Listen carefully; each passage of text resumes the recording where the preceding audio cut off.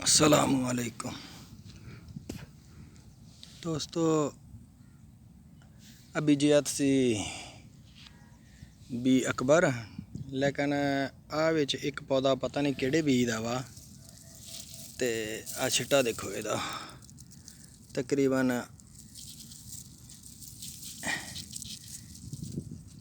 एक गिट्ठ तो थोड़ा जिहा छोटा है।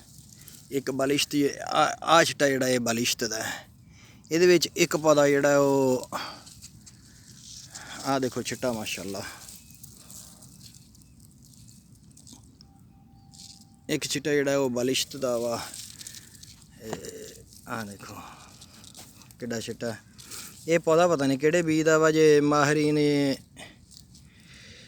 कोई हैगे आ ते दस दो ऐतकी ये अलहदा सलाह वा कि इस पौधे नूं अलहदा करके ते इहदा बीज बना लवे ते बीज बना के ते फिर इनू गांव काश्त करे। आ देखो इहदा दाना भी माशाअल्लाह कैसा ज़बरदस्त मोटा। इस तरह दीयां होर वीडियो देखने लई सारे दोस्त मेरे चैनल नूं सबसक्राइब कर लैण, नाल घंटी वाले बटन नूं भी दब देण। जज़ाकुमुल्लाह खैर।